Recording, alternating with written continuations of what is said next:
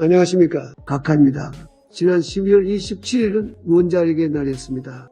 하지만 최근 연장 운영하기로 하고 7천억 꽂혔던 월성 1호기마저 영구 정지시킨다면서 탈원전이 과격하게 진행되는 등 원자력 업계에는 우려한 소식이 쏟아지고 있습니다.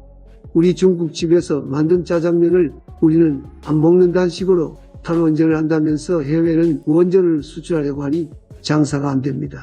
효율 좋은 원전을 들었으니 한전과 발전 자회사의 빚이 증가하여 그 청구서는 여러분들에게 돌아오고 있습니다. 한편 역사를 잊은 민족에게 미래는 없다고 외치는 사람들이 제 임기 때에도 기억을 못하는 듯합니다.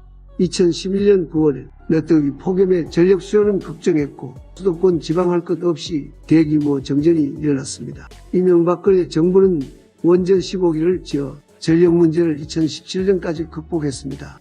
하지만 이대로 탈원전이 계속되면 다시 문제가 생길 것입니다. 왜 그럴 수 있는지 잠시 살펴보겠습니다. 우리나라에서는 이미 산업용 전기가 많이 쓰고 있고 특히 비와 보리 산업들이 전력을 많이 소모합니다. 이에 더해 전기차, 전기버스, 드론 택시, 자율 주행 등 새로운 수요가 등장하면 전력 수요는 반드시 문제가 될 것입니다. 제가 관심법으로 보아하니 앞으로는 4차 산업혁명을 놓고 국가 간의 산업전쟁이 일어날 것입니다. 전력 수요도 급증할 것입니다. 그때 가서 원전을 지으려면 늦습니다. 당장 원전을 50기는 지어야 합니다. 하지만 국민들께서는 원전에 대한 비폭을 걱정하실 것입니다. 그러나 한국 거주자는 이미 세계인들에 비해 자연적으로 7,555개의 원전에 피폭되고 있습니다. 상식적으로 피폭 때문에 한국을 떠나야 할 것 같지는 않습니다. 제가 아베놈 때문에 후쿠시마 채소 먹어봐서 아는데 피폭 별거 아닙니다.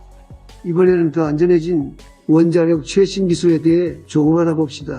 미국은 1960년대 원자력 항공기를 위해 토륨 원자로를 개발하였습니다. 효율이 높고 방사성 폐기물이 기존 기술보다 훨씬 적습니다. 중국은 내년부터 토륨 원자로를 가동할 계획입니다. 소형이므로 잘만 개발하면 아버님 댁에 거꾸로 타는 원자 보일러 놔드릴 수 있을 겁니다. 다른 방식도 있습니다. 페벌베드 원자로라는 4세대 원자로입니다. 냉각수를 안 쓰니 수소 폭발을 하지 못합니다. 이 역시 중국에서 실제로 건설되었습니다.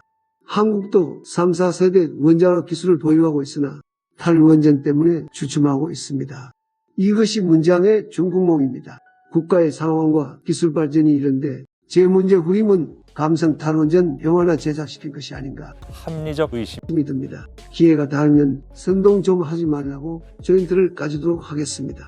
석유 한 방울 나지 않는 우리나라에서 원자력은 그나마 에너지 주권 비슷한 것을 가능케 하는 유용한 도구입니다. 자유민주주의가 사상의 자유를 줬다면 에너지는 문명적 자유를 줍니다. 문명은 에너지가 없으면 정지됩니다. 전력 문제는 단순한 에너지 절약 차원이 아니라 위기관리 차원에서 국민 모두 절박한 심정으로 엄중하게 받아들여야 하는 문제입니다. 사랑하는 국민 여러분, 원자력처럼 힘 넘치는 새해 되십시오. 오늘도 경청해 주셔서 감사합니다. 끝으로 구독, 좋아요 부탁드립니다.